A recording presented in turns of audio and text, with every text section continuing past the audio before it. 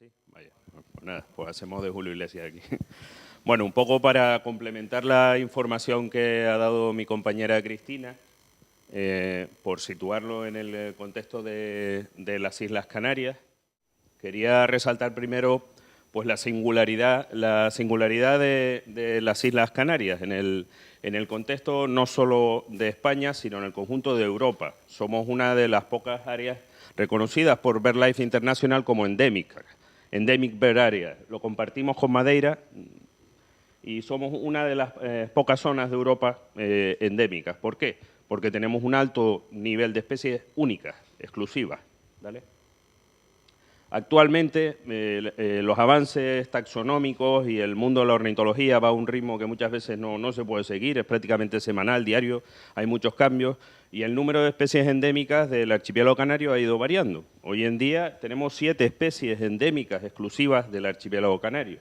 Las palomas endémicas, la tarabilla canaria, los 2 pinzones azules, porque hasta hace muy poco se acaba de separar el pinzón azul de Gran Canaria, es una especie aparte, y el herrerillo también, que el herrerillo por fin es una historia muy bonita, evolutiva, y genéticamente se ha podido demostrar cómo ha sido ese proceso de especiación y por qué los herrerillos de Canarias y del norte de África son diferentes de los del resto de Europa.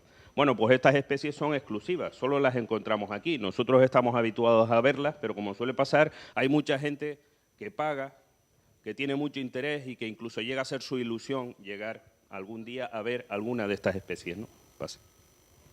También tenemos otros tipos de endemismos que no solo están aquí, están compartidos con la Macaronesia, con Madeira, con Azores. Son estos endemismos que decimos nosotros portañoles, ¿no? que reclaman en portañol. Aquí está el vencés unicolor, el bifita caminero y, por supuesto, el canario. Son especies que encontramos en el resto de los archipiélagos macaronésicos y que son los emblemas de todas estas campañas y proyectos que estamos haciendo porque los compartimos. Solo se encuentran en las islas de la Macaronesia. Pasa. Y después tenemos otro grupo de especies que son representativas, que son raras o muy escasas en el contexto europeo o en el contexto de la mayor parte de los ornitólogos que se dedican a esto del turismo ornitológico.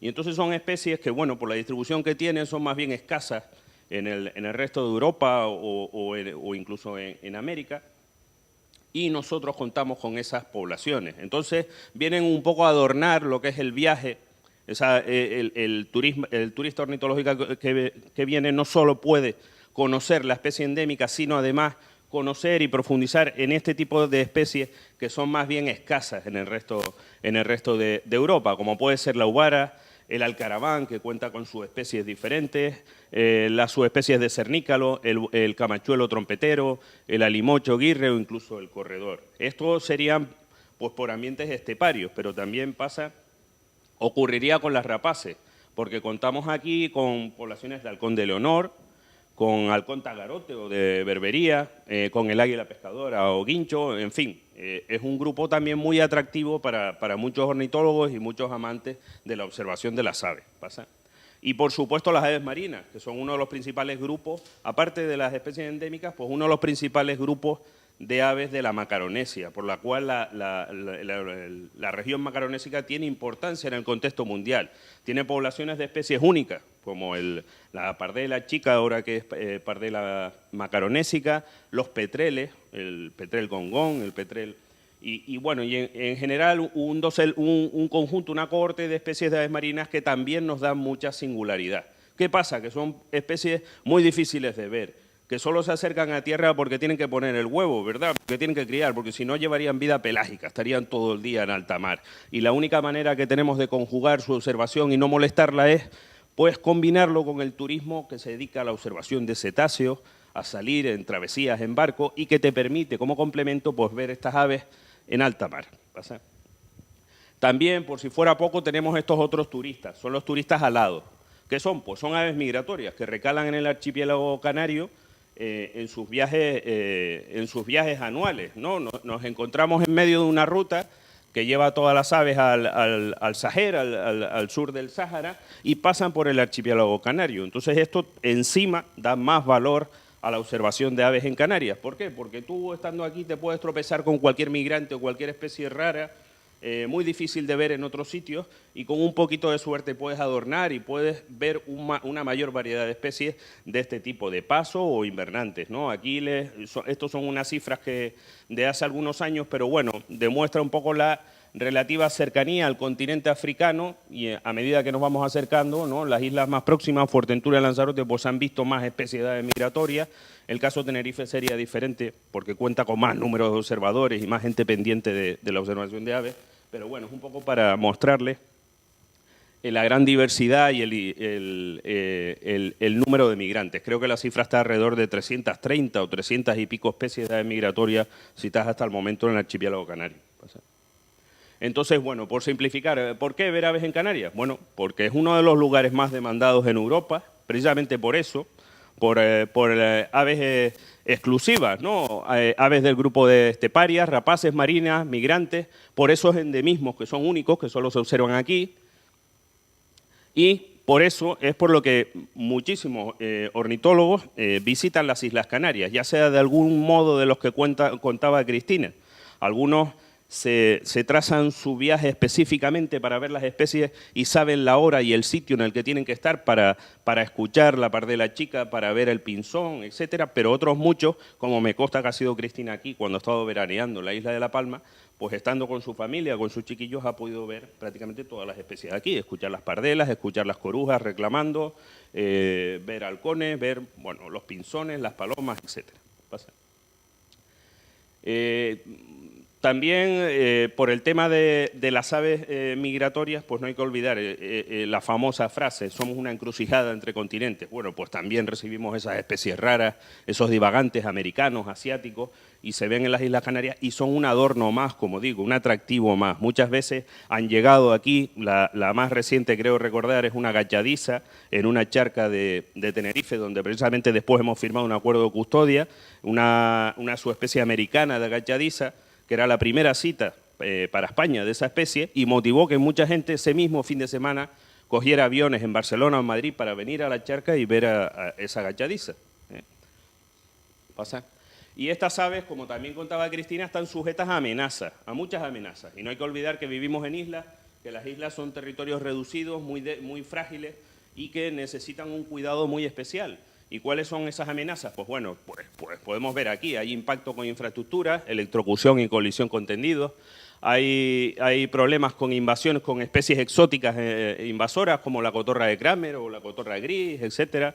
Hay problemas de molestias porque muchas zonas no están preparadas. Esta foto precisamente es de un socio, de un colaborador de Robert de aquí en Fuencaliente, Las Salinas, de unas espátulas que están invernando aquí. La mayor parte de las espátulas que nos visitan suelen ser de las colonias holandesas, vienen a pasar aquí el primer año de vida y en este caso pues molestadas por un perro suelto, ¿no?, sin control. Hay vertido de basura, utilización de productos fitosanitarios y de venenos ilegales, problemas de depredación con gatos, ratas, molestias, incendios, etcétera. Es un territorio, las islas son frágiles y requieren un cuidado muy especial y un cuidado desde el punto de vista de la conservación muy intenso, hay que estar muy encima para asegurar la correcta conservación de todas estas especies. Y esto hace que el turismo ornitológico sea pues, una de esas actuaciones que puede generar ingresos, pero que requiere una adecuada gestión, una adecuada preparación y unas normas y unos cuidados y unas recomendaciones y que sobre material y sobre información para cómo acceder a los sitios, cómo hay que hacerlo, en qué época, de qué manera, para no agotar ese recurso, para asegurar la conservación de las especies y para que sea perdurable en el tiempo. Un ejemplo lo tuvimos con este proyecto. El turismo ornitológico, como contaba Cristina al principio, ha formado parte de Soberlife desde, creo que final de la década de los 90 o principio, cuando empezó a surgir el turismo ornitológico. Tuvo un grupo de trabajo a nivel nacional y empezaron a trazarse las primeras líneas cuando identificamos que si no se gestionaba bien el recurso podía suponer un problema para las aves y para la conservación del ambiente. Nosotros aquí en Canarias empezamos a desarrollar algunas acciones, elaboramos para la reserva de la biosfera de Lanzarote una estrategia de turismo ornitológico para empezar a trazar esas primeras líneas. Ahora lo hemos hecho también para el Cabildo de La Gomera, hemos participado en en diferentes cursos, campañas, etcétera, intentando promocionar el turismo ornitológico de una manera responsable. Y podemos decir que el proyecto estrella es este que les presento aquí, que es Macaroaves. Fue un proyecto Interreg que acabamos en el 2016, que precisamente con socios de Madeira, Azores y Cabo Verde pretendía trazar unas primeras líneas de lo que sería el turismo ornitológico en la región de la Macaronesia. Tuvo un primer objetivo que fue elaborar una estrategia de turismo ornitológico para toda la Macaronesia. Es un documento que se consensuó entre todos los sectores, con diferentes talleres en los diferentes archipiélagos, pues hoteleros, guías, interesados en ornitología, etcétera. A través de los diferentes talleres se llegó a elaborar un documento final, que es este, en el caso de Canarias, y que se puede descargar fácilmente en nuestra página web o en la página misma del proyecto Macaroaves. Es como digo, un documento que traza las principales líneas de cómo debe organizarse el turismo en el archipiélago canario en este caso, pero existen versiones para cada uno de los archipiélagos de la Macaronesia. Otro objetivo de este proyecto fue identificar algunas zonas que podían ser interesantes para incluir en las rutas del turismo ornitológico y dotarlos de unas primeras infraestructuras, que en este caso fueron unos paneles de observación de aves. Este fue el momento de la inauguración del panel en nuestra reserva del Jarde, en Fuerteventura, y estos son algunos de los paneles que se instalaron en la isla de Tenerife. Eran paneles muy generales que mostraban pues, las diferentes especies que se podían haber, que estaban presentes y que facilitaba un poco pues, la actividad del turismo ornitológico en diferentes zonas, ¿no? Esto también se hizo en Madeira y también se hizo en Azores y en Cabo Verde. También se editaron diferentes materiales, folletos, que les he traído alguno por aquí, incluso también un mapa, que fue una de las principales novedades del proyecto, con sitios recomendados donde se podía ir a ver aves sin crear problemas, sin crear daño, pero que facilitaban la labor del turismo ornitológico. Y por último también se hizo un curso que fue, como decía Cristina, al ver que ver aves estaba enfocado a las aves ibéricas, pues bueno, pues hicimos un curso adaptado un poco a la Macaronesia, que está sirviendo de base ahora para el proyecto que está en vigencia. En este curso participaron creo que unas 400 personas y se inscribieron en el curso.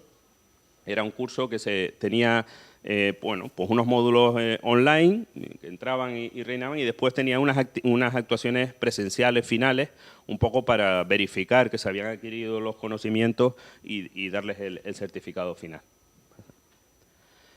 Y bueno, otras actuaciones que se han estado llevando a cabo, aparte de este curso, de este proyecto Macaroaves, que hemos llevado a cabo en la Delegación Canaria de SeoverLife, bueno, pues también es interesante que les mencione un acuerdo que se ha firmado con la Secretaría de Medio Ambiente, con Tour España y el Organismo Autónomo de Parques Nacionales. Es un documental sobre ecoturismo y turismo ornitológico y bueno, tiene imágenes de Canarias, sobre todo el más implicado fue el Cabildo de La Gomera, que ha incluido imágenes para este proyecto a gran escala que saldrá en la tele y se verá dentro de poco en diferentes cadenas y en diferentes programas. Como les decía, también hemos elaborado para la Reserva de la Biosfera de Lanzarote un plan estratégico de turismo ornitológico. Lo acabamos de hacer también para La Gomera, incluso elaboramos unos primeros documentos. Y en el caso de La Palma también esta mañana hablaba con Antonio de que cuente con la Delegación Canaria y con SEO en general para lo que necesite del turismo ornitológico y de lo que haga falta con respecto a las aves y la conservación. Ahí estamos para trabajar en lo que sea. Y un ejemplo de ello pues, es el material que están viendo ahora, que acabamos de editar con el Cabildo de La Palma, que es un primer paso para divulgar y para que todos en los colegios y en las sociedades, en las oficinas técnicas y que bueno, se conozcan las aves como bioindicadores y como forma de conservar el medio ambiente. Creo que aparte de una mini guía y un folleto hay también unos pósteres ahí al fondo para el que esté interesado. Y yo creo que nada más, no los aburro más. Muchas gracias.